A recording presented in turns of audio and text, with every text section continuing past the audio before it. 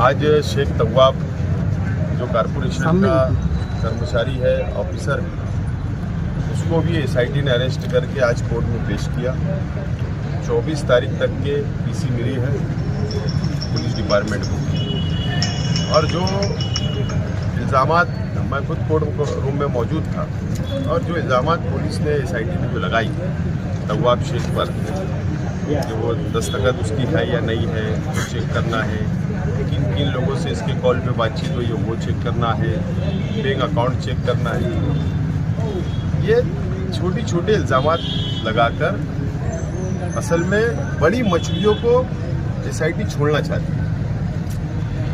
आप देख लीजिए, आज नायब तहसीलदार को सस्पेंड किया गया, नायब तहसीलदार को आरोपी किया गया, आज भी फरार है। बाकी जो छोटे छोटे अधिकारी है, कलर वगैरह, उनको अरेस्ट कर लिया गया, आज धारणकर फरार है। तव्वाब शेख को अटक करके बड़ी मछलियां कारपोरेशन की हेल्थ ऑफिसर, कमिश्नर तक को बचाने की कोशिश की जा रही है, ऐसा शंका है मुझे। असल में आप देखिए, चाहे वो एफिडेविट का अधिकार हो तहसील ऑफिस में, वो तहसीलदार को दिया गया था। अब तहसीलदार की गलती, नायब तहसीलदार को पावर डेलीकेट किया गया। और कॉरपोरेशन में जहां तक मेरी मालूमात है कि जो जन्म मृत्यु या बर्थ सर्टिफिकेट के ऊपर बर्थ सर्टिफिकेट जो दस्तखत होती है वो भी हेल्थ ऑफिसर को अधिकार है। तो फिर हेल्थ ऑफिसर की दस्तखत होगी ना, तो वो आपकी कहाँ होगी? या फिर पावर डेलीकेट करे तो गैर कानूनी है क्या? तो असल में बड़ी मछलियों को एसआईटी छोड़ना चाहती है। मुझे ऐसा लगता है कि भारतीय जनता पार्टी की सरकार का दबाव एसआईटी के ऊपर है और वही काम कर रहे हैं जो हमको आज दिख रहा है। एक बात मैं हैरान हूं कि डिफेंस कौन करता है? अगर कॉरपोरेशन के कर्मचारी अगर अरेस्ट होते हैं, अभी शुरुआत हो गई, तो कॉरपोरेशन की जिम्मेदारी कर्तव्य था कमिश्नर का कि वो कॉरपोरेशन का वकील अपने कर्मचारी के डिफेंस के लिए खड़ा करते, या तहसीलदार के कर्मचारी अरेस्ट हुए तो तहसीलदार प्रांत कार्यालय अपने डिफेंस के लिए अपने दिए जाते। ये बेचारे अपने अपने वकील लगाकर खड़े हुए, ये यंत्रणा का हिस्सा थे, सिस्टम का हिस्सा थे ये कर्मचारी, जिनको आज आरोपी बनाया गया।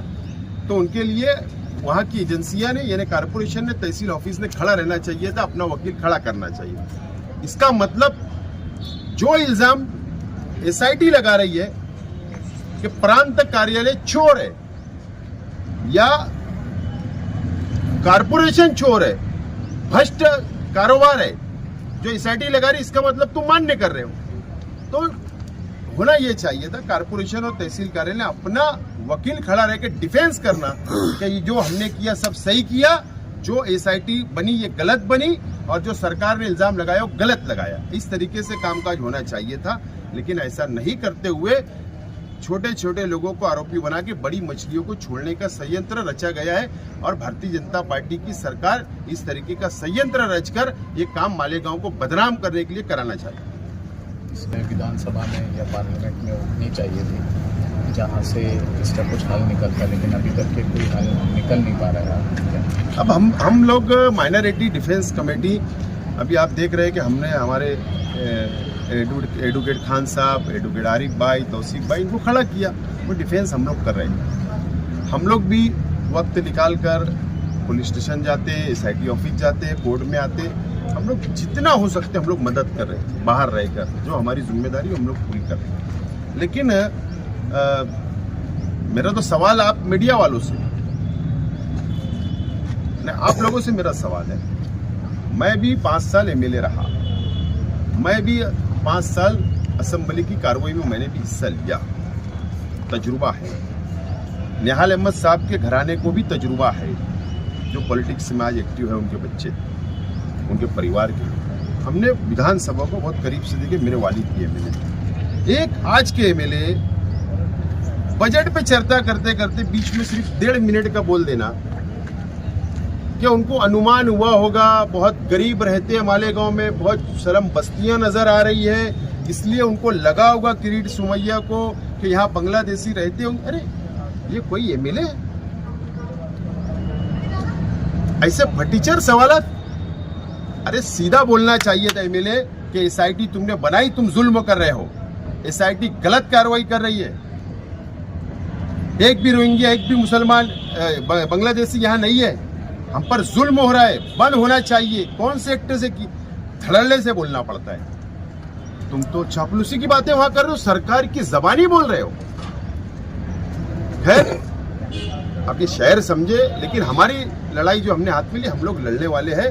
और शोभा बचाओ महाराष्ट्र सदन के अंदर खड़े रह के प्रेस वालों के सामने बयान देने से काम चलेगा नहीं, कोई काम चलेगा नहीं। ये सिर्फ वो बेवकूफ बनाने का धंधा है। वहां पर कई कांग्रेस पार्टी के मेंबर ऑफ पार्लियामेंट ने लोगों की मीटिंग थी महाराष्ट्र सदन में, शायद जॉइंट मीटिंग थी, उसके बाद प्रेस वाले वहां पे आए तो ये हमारी मैडम ने भी वहां खड़े रह के बोल दी चलो मैं भी मालेगांव को दिख जाऊंगा। उन्होंने कहा था कि तो ये सब बेवकूफ बनाने के सब धंधा है। मैडम ने बंद करना, मैडम को मालूम है रमजान में गरीब क्या है, परेशान है, उनको अखराजा मिल रही कि नहीं मिल रही, तो पावर लूम चल रहे नहीं चल रहे, मालेगांव में क्या परेशानी है, वो नहीं आएंगी। ईद के दिन जरूर मुबारकबाद देने जरूर पहुंचेंगी वो। ये देखो मैं मुसलमानों की वोट से चुन के मैं खासदार है, ये सब बनावटी बातें हैं।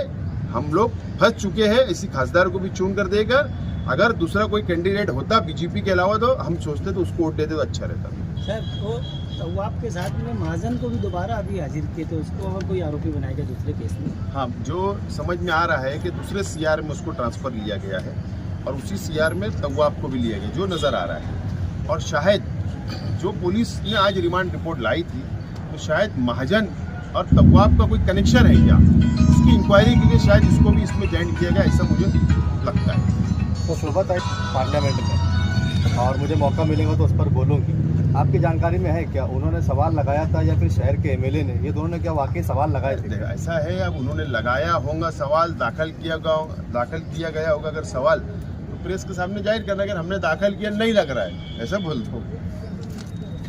आता ना, ऑनलाइन होता है ना, कोई ऐसा वहाँ इन्वर्ट नहीं लेना पड़ता, ऑनलाइन होता है, उसकी स्क्रीनशॉट लो, बता दो मीडिया वालों को। अब क्या है, जंगल में मोर नाचा किसने देखा, वो वहाँ क्या कर रहे हमको क्या पता, जो तुम लोग बताते हो हम भी देखते, गाँव भी देखता है। ठीक।